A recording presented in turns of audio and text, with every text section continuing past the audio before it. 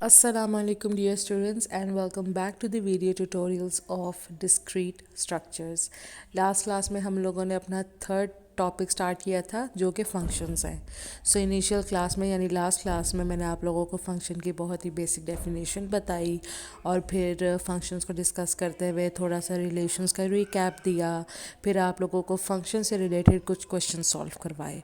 उन क्वेश्चंस में मैंने आप लोगों को एरो डायग्राम बनाना सिखाई, आप लोगों को ग्राफ बनाना सिखाया, ये आइडेंटिफाई करना सिखाया कि कोई ग्राफ फंक्शन होता है या नहीं।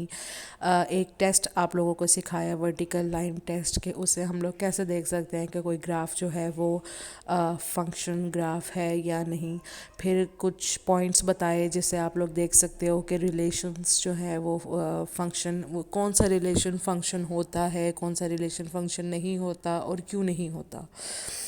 तो लास्ट क्लास आप लोग फंक्शन का ये सेकंड पार्ट है, इसलिए इसको डिस्कस करने से पहले आप लोग उस वीडियो को लाजमी देख लीजिएगा, क्योंकि वो इससे इसके अगर कंपैरेटिवली देखा जाए तो वो थोड़ी ईजियर है।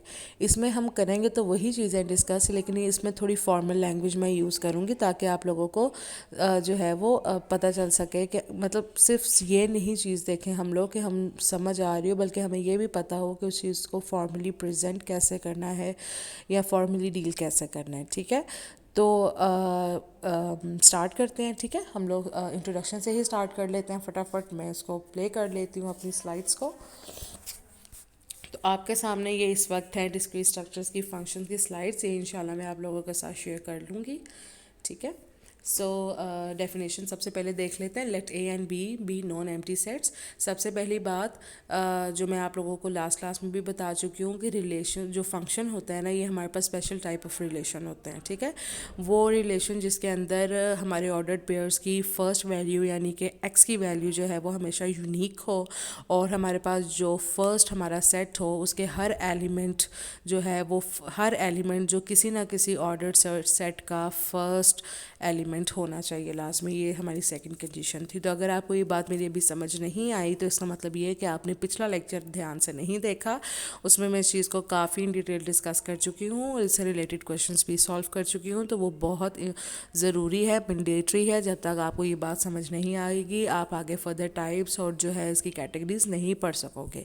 इसलिए उस चीज़ को पहले समझना मेरे बच्चों के लिए बहुत ज़रूरी है। अब यहाँ पे ये जो पहली बात कर रहे हैं कि let A and B the only non empty sets, इसका मतलब ये है कि हम जब फंक्शंस की बात कर रहे होते हैं, जब हम ऑर्डर्ड पेयर्स की बात कर रहे होते हैं, तो हमारे सेट जो हैं वो एम्प्टी नहीं होने चाहिए, क्योंकि अगर हमारे सेट ही एम्प्टी होंगे तो हम उसके ऑर्डर्ड पेयर कैसे बनाएंगे। ठीक है, सो ये वो बात कर रहे हैं। फिर ये कह रहे हैं function F from A to B is an assignment of exact one element of B to each element of ए।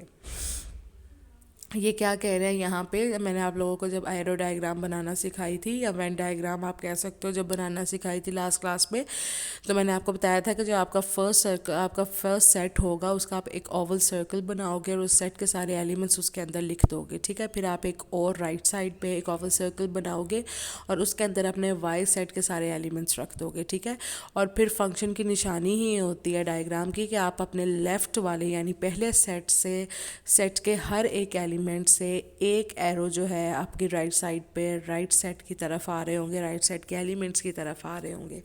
यहाँ मैं कोशिश करती हूँ अगर मेरे पास कोई बना हुआ है तो मैं ये वेन डायग्राम, ये जो आप लेफ़्ट साइड पे देख रहे हो ना लाइक वेन डायग्राम जो लिखी हुई है, देखो ये इसी तरह की मैंने आप लोगों को लास्ट क्लास में बनाना सिखाई थी। इसमें बेसिकली किया क्या है कि हमारे पास दो सेट हैं ए और बी। ए के एलिमेंट्स मैंने लेफ़्ट पे लिख दिए हैं। देखो कैपिटल, हमेशा कैपिटल अल्फ़ाबेट से जो है वो सेट्स को रिप्रेजेंट करते हैं। ठीक है, ये लोग हम सेट्स वाली क्लास में बात कर चुके हैं।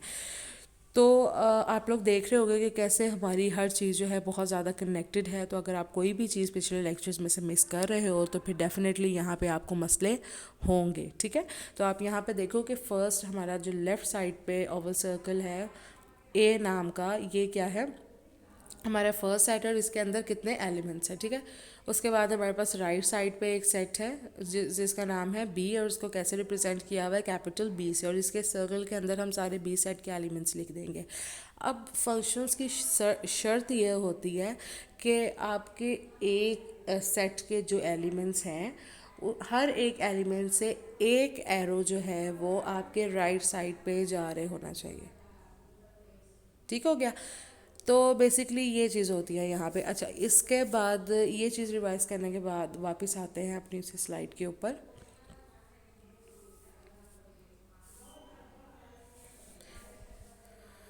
अच्छा, यहाँ पे क्या कह रहे हैं कि when we write F of A is equal to B if B is a unique element of B assigned by the function. अच्छा, इस चीज़ को रहने दें, मैं जब आगे क्वेश्चंस करेंगे तो आप लोगों को ये चीज़ बेहतर समझ आ जाएगी।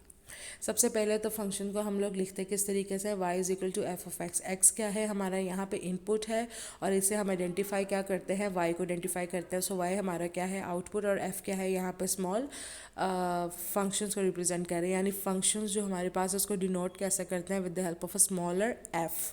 ठीक है, सो input is here x and the output is why. अगर आप लास्ट क्लास के ट्यूटोरियल देखो तो उसमें हमने एक ग्राफ बनाना सिखाया था जब मैंने आपको, तो वहाँ पे एक क्वेश्चन था X is equal to Y is equal to X square, यानी आपने वाई की वैल्यू फाइंड करनी थी, और कैसे करनी थी, जब आपके पास एक्स क्या हो, स्केयर हो। ठीक है, तो ये भी वही बात ही हो रही है कि Y is equal to F of X, कि आपने वाई फाइंड करना है फ्रॉम फंक्शन ऑफ एक्स। ठीक है, तो इसको आप बोलोगे क्या, Y is equal to function of an X. ठीक है, इस तरीके से आपने इसको बोलना है। उसके बाद वो कह रहे हैं कि function is like a machine, जिसमें आप इनपुट देते हो, फंक्शन के अंदर प्रोसेसिंग होती है, और फिर आपके पास आउटपुट होता है। यानी first class of computer science, जब आपने अपनी ज़िंदगी में कभी फर्स्ट क्लास ली होगी ना कंप्यूटर साइंस के, तो उसमें आपको ये चीज़ सिखाई होगी कि एक तरफ डब्बा बनाया होगा इनपुट का, दरमियान में आप प्रोसेसिंग कर रहे होगे, राइट साइड पे आउटपुट हो रहा होगा। तो ये भी वही बात है, यहाँ पे प्रोसेसिंग कौन कर रहा है, बेसिकली फंक्शन। ठीक है, सो लेफ्ट साइड से आप इनपुट क्या उसको दोगे एक्स, और फिर फंक्शन की मशीन चलेगी, और फिर राइट साइड पे क्या आउटपुट निकलेगा, that will be equal to Y. तो ठीक है, वो ये बात कर रहे हैं। अच्छा, उसके बाद ये बात हुई कि ग्राफिकल रिप्रेजेंट कैसे करते हैं हम अपने ग्राफ, अपने फंक्शन को हम लोग वेन डायग्राम के थ्रू कर सकते हैं, हम एरो डायग्राम के थ्रू कर सकते हैं, हम प्लॉट के थ्रू कर सकते हैं। इन तीनों तरीक़ों से हम लोग कर चुके हैं लास्ट क्लास में। ठीक है, उसके बाद है हमारे पास फंक्शन। अब यहाँ पे तुम लोगों ने सीखना है कि फंक्शंस को बोलते कैसे हैं। ठीक है, तो आपको जब कोई क्वेश्चंस लिखा होगा तो आपने टर्मिनोलॉजी को प्रोनाउंस कैसे करना है, यानी उसको बोलना कैसे। ठीक है, तो ऑनलाइन क्लासेस में तो ये वाली स्लाइड बहुत ज़्यादा ज़रूरी है हमारे लिए, क्योंकि जब बोर्ड के ऊपर हम क्वेश्चन सॉल्व कर रहे होते हैं तो फिर मैं आपको बाकायदा मार्कर से पॉइंट आउट करके बता सकती हूँ कि this to this and this to this. लेकिन अब यहाँ पे ऑनलाइन क्लासेस में, क्योंकि मैं यहाँ पे स्लाइड्स यूज़ कर रही हूँ, तो इसलिए मैं अब फिंगर टिप्स के थ्रू तो आपको नहीं बता सकती, लेकिन यहाँ पे बोल के मैं ज़रूर कोशिश करूँगी कि मैं आपको बता सकूँ। ठीक है, तो अगर आप फर्स्ट देखो, सब फंक्शन टर्मिनोलॉजी की फर्स्ट लाइन अगर आप देखो, if function of a to b and function of a is equal to b where a belongs to the set a and b belongs to the set b, then इसको दोबारा सुनो कि मैं इसको पढ़ कैसे रही हूँ लिखे हुए को। If function of a to b and function of a is equal to b where a belongs to the set a and b belongs to the set b। यहाँ पे स्मॉलर a जो है वो ए सेट का element है, और फिर B जो है स्मॉलर बी, ये एलिमेंट है किसका, बी सेट का। Then A is domain of F, B is a codomain of F. Domain क्या है, जब आप दो सर्कल्स बनाओगे ना, देखो यहाँ आओ, यहाँ पे देखो जो लेफ़्ट वाला ओवल सर्कल है ना आपका, ये वाला, ये आपकी डोमेन है। और अगर आप बी वाले को देखो तो ये आपका क्या है, ये को डोमेन है, ये वो बात कर रहे हैं। ठीक है, लेफ़्ट वाला आपका क्या है, डोमेन, और राइट साइड वाला क्या है, को डोमेन। फिर है B is the image of under F and A is the pre image of B under F. In general B में have more than one pre image. अच्छा, ये बात क्या कर रहा है नोट वाली, कि देखो मैंने आपको कहा था फंक्शन की जब आप बना रहे होते हैं ना वेन डायग्राम, तो उसकी क्या कहते हैं, उसकी अलामत ही ये है कि वो एक फंक्शन है। वो क्या अलामत है, वो ये कि आपका जो लेफ़्ट साइड वाला होगा ना, ये सर्कल, दोबारा वेन डायग्राम के ऊपर चलते हैं, जो ये आपका लेफ़्ट साइड वाला सर्कल होगा ना, इसके हर एक एलिमेंट से एक एरो बी की तरफ जा रहा होगा। ठीक है, अब यहाँ पे हर एलिमेंट से एक एरो निकल रहा है, ना तो एक से ज़्यादा एरोज़ निकल सकते हैं, ना एक, या ये भी नहीं हो सकता कि किसी एलिमेंट से कोई एरो ना निकल रहा हो। अगर किसी एलिमेंट से कोई एरो नहीं निकल रहा होगा तो दैट मीन्स कि वो फंक्शन नहीं है। अगर एक एलिमेंट से एक से ज़्यादा एरोज़ निकल रहे होंगे तो इसका मतलब ये कि वो फंक्शन नहीं है। दोनों सूरतों में इस बात को समझने की कोशिश करो। ठीक है, तो वो ये कह रहा है कि जो हमारे पास बी है ना, इसके एक एलिमेंट के ऊपर ए साइड से एक से ज़्यादा एरोज़ आ सकते हैं। जैसे कि एक इमेजिन करो, मैं आपको एक एग्जांपल बताती हूँ कि आपके लेफ़्ट साइड वाला ये जो ए सेट है ना, जिसके नीचे डोमेन लिखा हुआ है, इसके अंदर एलिमेंट्स हैं ए बी सी, ठीक है, 3 एलिमेंट्स हैं। और अगर राइट साइड पे आप लोग देखो को डोमेन जो हमारा बी सेट है, उसके अंदर कितने एलिमेंट्स हैं? 4 एलिमेंट्स हैं। For example 1 2 3 4। तो अब ए, अगर फॉर एग्जांपल ए से मैं 1 पे आई हूँ, बी से मैं 2 पे आई हूँ, सी से मैं 3 पे आई हूँ, तो ये हो सकता है कि सी से मैं 4 पे भी जा रही हूँ, सी से मैं 1 पे भी जा रही हूँ, सी से मैं 2 पे भी जा रही हूँ। तो यानी एक एलिमेंट से जो है ना, मैं मल्टीपल जगहों पे जा सकती हूँ, ठीक है, यहाँ पे ये काम हो सकता है। अच्छा, उसके बाद ये जो नेक्स्ट हमारी इमेज है ना, इसको सिर्फ उन लोगों ने इसलिए डाला है इसके अंदर समझने के लिए कि हमने प्रोनाउंस कैसे करना है। जो हमारे पास ए सेट है इसको प्री इमेज भी कहते हैं, जो बी सेट है इसको हम इमेज कहते हैं, रेंज हमारी राइट साइड वाला सेट होता है, डोमेन हमारी लेफ़्ट साइड वाला सेट होता है, लेफ़्ट वाले को डोमेन कहते हैं, राइट साइड वाले को डोमेन कहते हैं। ये चीज़ें रट लो, अपने फिंगर टिप्स पे कर लो, ठीक है। तो जब मैं आपसे पूछूँ लेफ़्ट साइड ऑफ द, ये जो आपके लेफ़्ट साइड पे ए सेट है, ये आपकी क्या है, तो आप क्या कहोगे? ये आपकी क्या है? डोमेन है। अगर राइट साइड वाले ओवर सर्कल की बात करूँगी तो पूछूँगी अगर मैं आपसे कि ये क्या है, तो आप लोग मुझे क्या कहोगे? ये को डोमेन है या ये रेंज है। और अगर इमेज से मैं पूछूँगी तो आप कहोगे कि बी सेट हमारा इमेज है और ए सेट हमारा प्री इमेज है, ठीक है। बस इस बात में इतना बताया हुआ है। उसके बाद हम बता रहे हैं कि एक टाइप ऑफ फंक्शन होती है इवन और एक टाइप होती है ऑड। क्या? एक टाइप होती है इवन और एक टाइप होती है ऑड। इसको कैसे डिफाइन करते हैं? This allow us to write it this शुरू से पढ़ लेते हैं। Function f of x is an even function if x is equal to f of not of x for all x in its domain. An even function has the important property line symmetry with the y-axis 8 axis. This allows us to plot the right hand side of the y-axis. बहुत बहुत बहुत important बात कि this allow us to plot the right hand side of the y axis, यानी कि आप axis से right hand side की वाई की तरफ मूव करोगे। देखो, अगर आप, मैं इसको जूम करूं, ये देखो, आप एक्स से मूव कर रहे हो लेफ़्ट से राइट, लेकिन वाई एक्सिस पे ऊपर को भी मूव कर रहे हो, on the right side top की तरफ मूव कर रहे हो, ठीक है। तो इस तरह का अगर कोई डायग्राम बनी होगी तो आपको समझ आएगी कि ये क्या है, इवन फंक्शन है। और मैं आपको ऑड की भी यहाँ पे एग्जांपल दिखाती हूँ ताकि आप लोग को समझ आ जाए कि दोनों में फ़र्क क्या है। देखो, यहाँ पे कह रहे हैं कि this allow us to plot the top side of the x axis then to complete the sketch. यहाँ पे टॉप पे हम किसके जा रहे हैं? एक्स एक्सिस पे, और उसके किस पे जा रहे थे? वाई एक्सिस पे। तो ये डिफरेंस है दोनों के दरमियान, ठीक है। अच्छा, उसके बाद हमारे पास एक चीज़ आती है इवन फंक्शन के टेस्टिंग के नाम से, ठीक है। तो यहाँ पे अगर हम देखें तो वो कह रहे हैं तो test whether a function is even or odd, neither work with F of not X and compare to F of X usually it is. अच्छा, नीचे एग्जांपल पे आते हैं फटाफट इस चीज़ को समझने के लिए। यहाँ 1 मिनट रुक जाए, इसको टेस्टिंग करने से पहले हम लोग ना अगली चीज़ें देख लेते हैं,